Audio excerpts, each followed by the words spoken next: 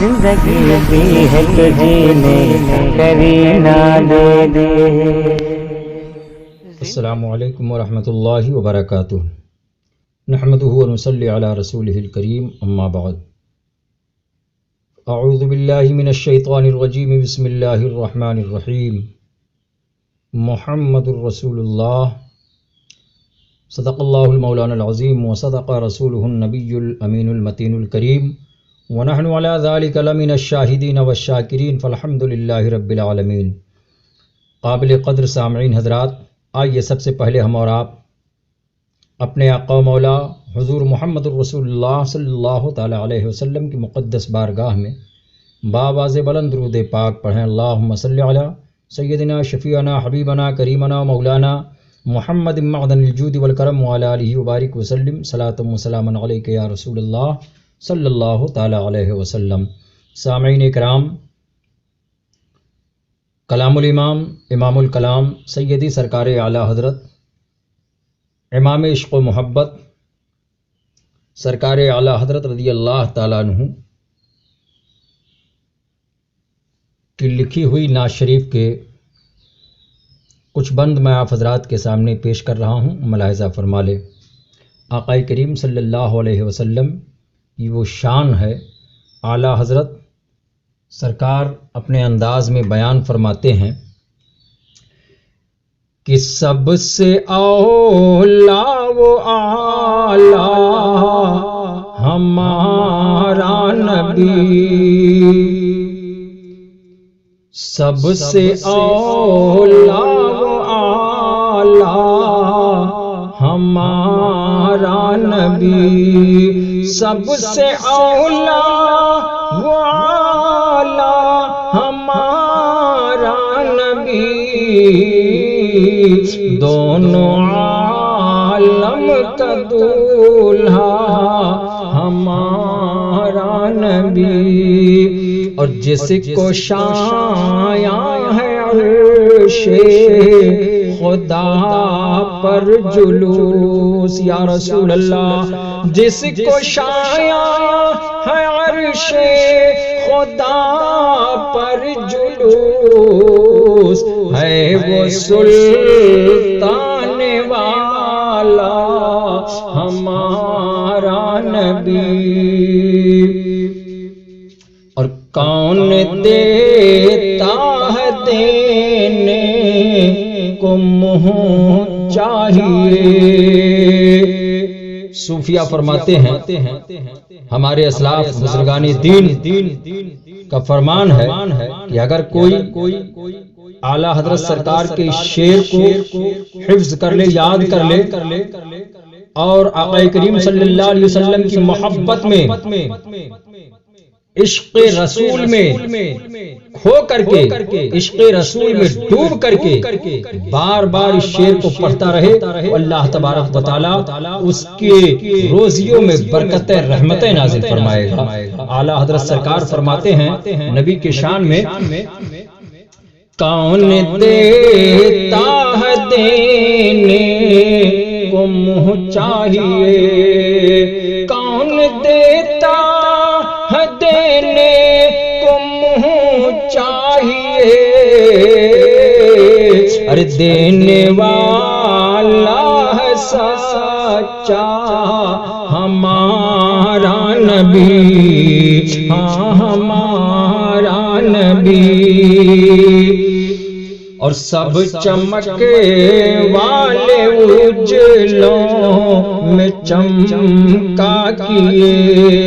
یہ میرے آقا صلی اللہ علیہ وسلم کی شان ہے مسلمانوں، توجہ کرو کہ سب چمکے والے اجلوں میں چمکا کیے،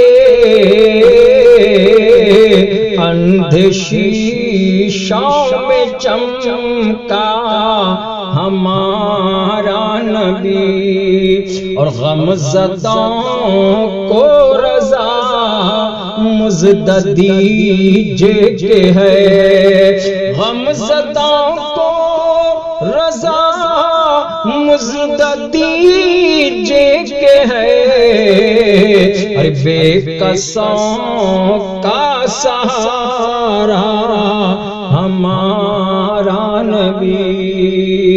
سب سے اولا و اعلی ہمارا نبی۔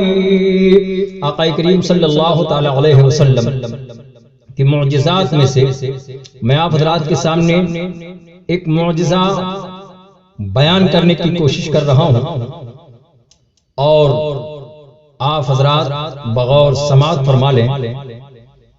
حضرت جابر رضی اللہ تعالیٰ عنہ نے جنگ خندق کے دنوں نبی کریم صلی اللہ علیہ وسلم کے شکم انور پہ پتھر بندھا دیکھا۔ قربان جاؤ مسلمانوں کہ مدینے کے تاجدار صلی اللہ علیہ وسلم نے کیا نہیں کیا ہے۔ میرے آقا صلی اللہ علیہ وسلم نے اسلام کے تبلیغ کی خاطر اپنے شکم پر پتھر بھی باندھے ہیں۔ میرے آقا صلی اللہ علیہ وسلم اپنے شکم مبارک پر پتھر باندھے ہوئے ہیں۔ جب حضرت جابر رضی اللہ تعالیٰ عنہ کی نگاہ آقا کریم صلی اللہ علیہ وسلم کے شکم مبارک پر گئی اور دیکھا کہ میرے سرکار صلی اللہ علیہ وسلم کے شکم پاک پر پتھر بدھے ہوئے ہیں، حضرت جابر رضی اللہ تعالیٰ عنہ اپنے گھر آتے ہیں اور گھر پہنچ کر کے اپنے بیوی سے کہا کیا گھر میں کچھ ہے کھانے کے لیے، تاکہ ہم آقا کریم صلی اللہ علیہ وسلم کے لیے کچھ کھانا پکائیں اور حضور کی دعوت کریں، حضور کو کھانا کھلائیں۔ حضرت جابر رضی اللہ تعالیٰ عنہ جو صحابی رسول ہیں، صحابی کا مقام بہت بلند و بالا ہوا کرتا ہے۔ کوئی اپنے وقت کا غوث ہو، کوئی قطب ہو، کوئی ابدال ہو، کوئی خواجہ ہو، کوئی ملنگ ہو، کوئی پیر ہو، کوئی ولی ہو، کوئی حضرات محترم صحابی کے مقام کو نہیں حاصل کر سکتا ہے۔ صحابی کا مقام بہت بلند و بالا ہوا کرتا ہے۔ آپ نے جب یہ ارشاد فرمایا تو آپ کی بیوی حضرت جابر رضی اللہ تعالیٰ عنہ کی بیوی نے کہا ہاں سرتاج، میرے گھر میں تھوڑے سے جو ہیں اور ایک بکری کا چھوٹا سا بچہ ہے، اسے ذبح کر لیتے ہیں، آقا کریم صلی اللہ علیہ وسلم کی دعوت کر لو، نبی کریم صلی اللہ علیہ وسلم کو اپنے گھر بلاؤ، میرے آقا صلی اللہ علیہ وسلم کے دعوت کا انتظام کرتے ہیں۔ حضرت جابر رضی اللہ تعالیٰ عنہ فرماتے ہیں میری بیوی سنو، تم آٹا کو گوندھو اور میں اس بکری کے بچے کو ذبح کرتا ہوں۔ حضرت جابر رضی اللہ تعالیٰ عنہ نے بکری کا بچہ ذبح کیا اور فرمایا کہ تم اسے پکاؤ، آقا کریم صلی اللہ علیہ وسلم کی بارگاہ میں میں جاتا ہوں، دعوت پیش کروں گا۔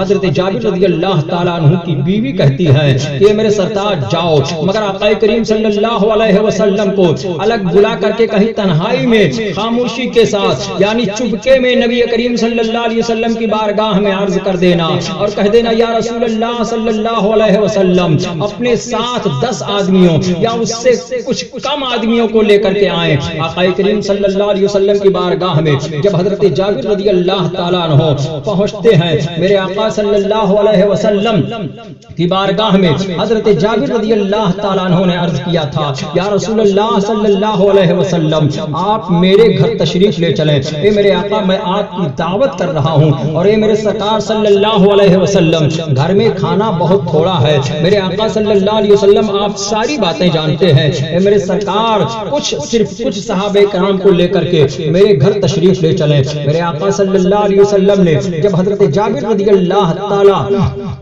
عنہ کے اس دعوت کو سنا، میرے سرکار صلی اللہ علیہ وسلم نے دعوت کو قبول فرما لیا اور سارے لشکریوں کو مخاطب فرما کر کے نبی کریم صلی اللہ علیہ وسلم نے فرمایا تھا اے میرے صحابہ چلو میرے ساتھ چلو، جابر کے گھر کھانا پکایا گیا ہے، جابر کے یہاں دعوت ہے۔ حضرات محترم جب اتنا سنتے ہیں حضرت جابر رضی اللہ تعالیٰ عنہ تو گھبرا سے جاتے ہیں۔ آقا کریم صلی اللہ علیہ وسلم نے اس تھوڑے سے آٹے میں آپ نے ارشاد فرمایا تھا اے جابر سنو، جب تک میں تمہارے گھر نہ پہنچ جاؤں گا اس ہڈیا کو چولہے سے مت اتارنا، اور جب تک میں نہ پہنچوں گا اور میں جب تک نہ پہنچ جاؤں گا اس وقت تک روٹی بنانا شروع نہ کرنا۔ حضرات محترم حضرت جابر رضی اللہ تعالیٰ عنہ اپنے گھر آتے ہیں اور سارا معاملہ اپنی بیوی سے کہہ سناتے ہیں۔ حضرات یہ دونوں گھبرا سے گئے ہیں، مگر آقا کریم صلی اللہ علیہ وسلم کی بات ہے، نبی کریم صلی اللہ علیہ وسلم تمام صحابہ کو لے کر جب حضرت جابر رضی اللہ تعالیٰ عنہ کے مکان پر تشریف لاتے ہیں، حضرت جابر رضی اللہ تعالیٰ عنہ سے آپ نے فرمایا تھا، سرکار مدینہ صلی اللہ علیہ وسلم نے، اے جابر لو یہ میرا لعاب لے جا کر کے اور اس روٹی میں جو روٹی پکانا ہے اس آٹے میں ڈال دو اور تھوڑا سا لعاب اس ہڈیا میں ڈال دو۔ حضرت محترم چنانچہ آقا کریم صلی اللہ علیہ وسلم کا وہ لعاب پاک اس حضرت محترم آٹے میں ڈالا جاتا ہے اور نبی کریم صلی اللہ علیہ وسلم کے لعاب پاک کی برکت سے اللہ تبارک و تعالیٰ نے اس کھانے کو اتنا لذیذ بنا دیا اور اس میں اتنی برکتیں عطا فرما دی کہ تمام لشکری حضرت جابر رضی اللہ تعالیٰ عنہ کے گھر میں تھوڑے تھوڑے آتے گئے اور کھانا کھاتے گئے۔ حضرت جابر رضی اللہ تعالیٰ عنہ کا بیان ہے اور ان کی اہلیہ محترمہ فرماتی ہیں کہ جتنا کھانا جتنا سالن میرے ہانڈے میں پہلے تھا سارے لوگوں نے کھا لیا، مگر اسی طریقے سے سالن موجود ہے اور روٹی بھی کم نہ ہوئی، سب شکم شیر ہو کر کے کھاتے ہیں، روٹی اور بوٹی دونوں کھاتے ہیں، شکم شیر ہو جاتے ہیں، مگر کھانے میں کمی نہ آئی۔ حضرات یہ کس لیے ہوا؟ یہ میرے آقا صلی اللہ علیہ وسلم کے لعاب پاک کی برکت ہے۔ اگر حوالہ دیکھنا چاہتے ہو تو مشکات شریف صفحہ 524 پہ یہ بات موجود ہے۔ حضور نبی کریم صلی اللہ علیہ وسلم کی تھوک مبارک کی برکت سے، تھوک مبارک کی یہ برکت ہے کہ تھوڑے سے کھانے میں اتنی برکت پیدا ہو گئی، 1000 آدمی شکم سیر ہو گئے، کھانا کم نہ ہوا، بدستور ویسے ہی رہا اور کم نہ ہوا۔ یہ حضور کی تھوک مبارک کی برکت ہے۔ اور جو ان کے مثل بشر بننے والے ہیں وہ اگر کبھی اپنے گھر کی ہڈیاں میں بھی تھوکیں تو ان کی بیوی ہی وہ ہڈیاں باہر پھینک دے گی اور اس کھانے کو کوئی کھانے کے لیے تیار نہیں ہوگا۔ حضرات محترم یہی نہیں بلکہ جنگ احزاب میں جب حضرت جابر رضی اللہ تعالیٰ عنہ نے سرکار دو عالم صلی اللہ علیہ وسلم کی دعوت کی اور ایک بکری کا بچہ ذبح کیا تو حضور صحابہ کرام کی معیت میں جابر کے گھر پہنچے تو جابر نے کھانا لا کر کے رکھا، کھانا تھوڑا تھا، کھانے والے زیادہ تھے۔ حضور نے فرمایا تھوڑے تھوڑے آدمی آتے جاؤ، باری باری کھانا کھاتے جاؤ۔ چنانچہ ایسا ہی ہوا، جتنے آدمی آئے سب نے کھانا کھایا اور کھانا کھا کر کے نکلتے رہے۔ اسی طریقے سے سب نے کھانا کھا لیا۔ حضرت جابر رضی اللہ تعالیٰ عنہ کا بیان ہے کہ حضرت نے پہلے ہی فرما دیا تھا کوئی شخص گوشت کی ہڈی نہ توڑے اور نہ کہیں پھینکے گا، سب ایک جگہ رکھتے جائیں۔ جب سب کھانا کھا چکے اور ساری ہڈیاں ایک جگہ رکھ دی گئیں، میرے آقا صلی اللہ علیہ وسلم کی شان ملاحظہ فرماؤ۔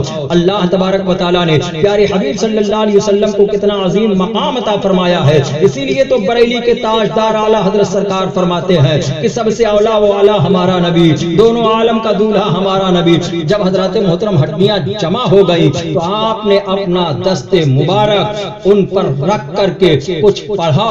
آپ کا دست مبارک ابھی ان ہڈیوں پر ہی تھا کہ زبان مبارک سے کچھ پڑھ ہی رہے تھے کہ وہ ہڈیاں کچھ کا کچھ بننے لگی، یہاں تک کہ گوشت پوشت تیار ہو کر کان جھاڑتی ہوئی وہ بکری کھڑی ہوئی۔ حضور نے فرمایا جابر لے اپنی بکری لے جا۔ حضرات محترم یہ بات دلائل النبوہ میں صفحہ 224 میں جلد دوم میں موجود ہے۔ ہمارے حضور صلی اللہ علیہ وسلم کی وہ شان ہے کہ آپ نے مردہ دلوں اور مردہ جسموں کو زندہ فرما دیا۔ جو لوگ معاذ اللہ خود حضور کو مر کر کے مٹی میں ملنے والا کہتے ہیں وہ کس قدر جاہل اور بے دین ہیں۔ اللہ تبارک و تعالی تمامی مسلمانوں کو آقا کریم صلی اللہ علیہ وسلم سے صحیح معنوں میں محبت کرنے کی پروردگار عالم توفیق رفیق عطا فرمائے اور نبی کریم صلی اللہ علیہ وسلم کے جملہ صحابہ کرام سے محبت کرنے کی پروردگار عالم توفیق رفیق عطا فرمائے۔ میرے کہنے بولنے میں کسی قسم کی کوئی غلطی ہوئی ہو تو اے پاک پروردگار عالم پیارے حبیب صلی اللہ علیہ وسلم کے صدقے میں معاف فرما۔ استغفر اللہ ربی من کل ذنب واتوب الیہ۔ پیارے حبیب کو پکار، پیارے نبی کا نام لے، دامن مصطفیٰ میں آ، پائے رسول تھام لے۔ وما علینا الا البلاغ۔ السلام علیکم۔